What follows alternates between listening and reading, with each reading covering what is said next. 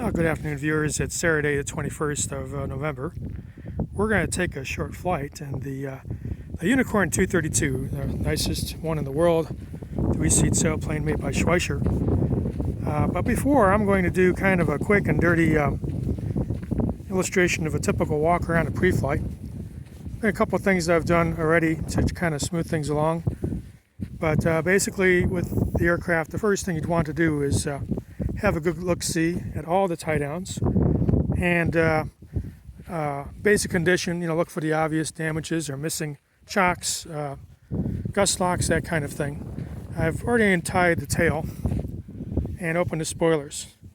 So the first thing you want to do is, by looking at the cockpit, make sure that the cockpit has been properly latched, like this. It's properly latched. When you lift up, nothing will happen. Go forward very gently with a firm grip. Open the canopy and do not let it slam. Gradually lower it until this chain is taut. And you want to make sure the emergency release is locked forward. Open the spoilers. Check your releases, including the back release, which I won't do at the moment. With the spoilers open, one can grab this cross tube and check the brakes. Undo the seatbelts for the locks. Those two gold anodized, or I should say CAD-plated items, are rudder locks, so you want to remove those and stow those in your cockpit. Open the vents, check the altimeter, general cockpit condition. Most importantly, the rear cushions and the seatbelts need to be secured. And this cover is supposed to go on top of the cockpit. I removed that temporarily.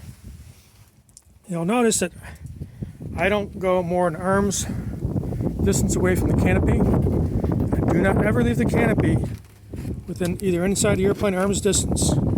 Making sure it's shut, making sure it's latched before I walk away. So looking down the wing, stop here at these powerful double surface spoilers. Look for the cotter pins, look for the fasteners and the hinges.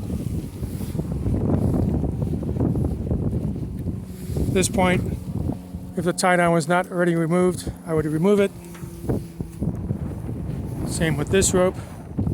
Wingtip wheel condition, looking down the aircraft underneath the wing for any buckles or dents. Top of surface. Outboard hinge. Mid-hinge, inboard hinge. This is where all the load is, right here. We want to also look at the uniball, make sure it can rotate, and look at the flexion of the aileron. Make sure you hear the stops. Then the upper surface of the spoiler, cotter pins, jam nut, and a fuselage. These are existing damages, paint damage, not an issue. Never ever push anywhere after the cockpit on the entire fuselage. Those are the only places you can push on the wings. Other than that, it's the tail. Especially don't push pull here.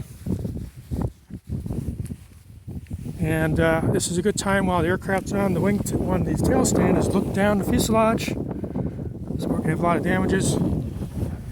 Look at the tail wheel.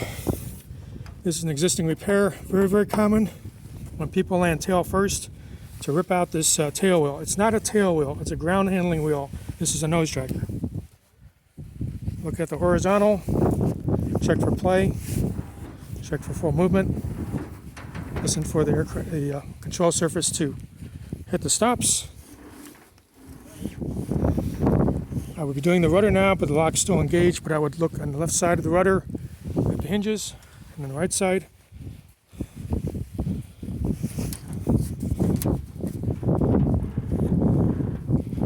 And this is rarely a problem, but this does come off in trailering, so you want to make sure that cotter pin is in a nut secured. Look at the jack screw, look under the horizontal. Down along the tail cone. This is a place where people often bang a hole in the tail cone.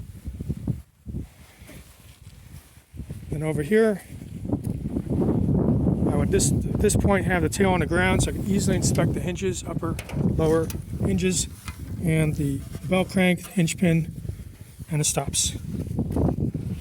Looking on this side,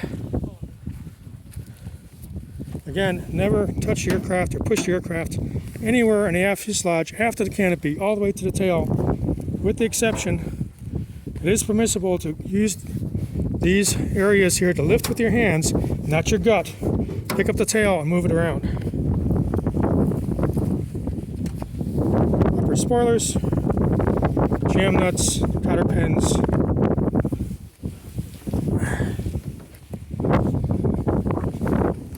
sealer on, hinges,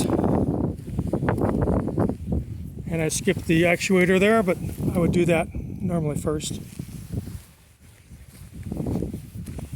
Wingtip wheel, upper surface, lower surface, and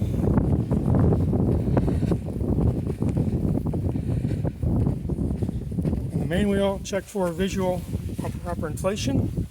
Can't do it here, but I crawl around in back of that brake caliper, the wheel cylinder I should say, and look for brake pads. Look for cracks in the tires. Look for damages forward fuselage.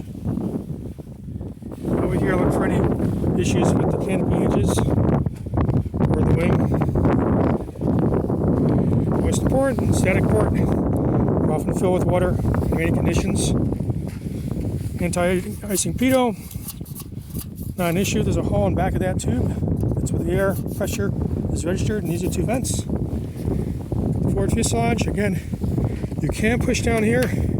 Not really a good idea. If you do, do it with your open palm for ground handling. Static here, and back to where we started. So that's a quick overall. Most importantly, so this airplane has an airworthiness directive that calls out a service bulletin, and you absolutely must check, inspect this release hook.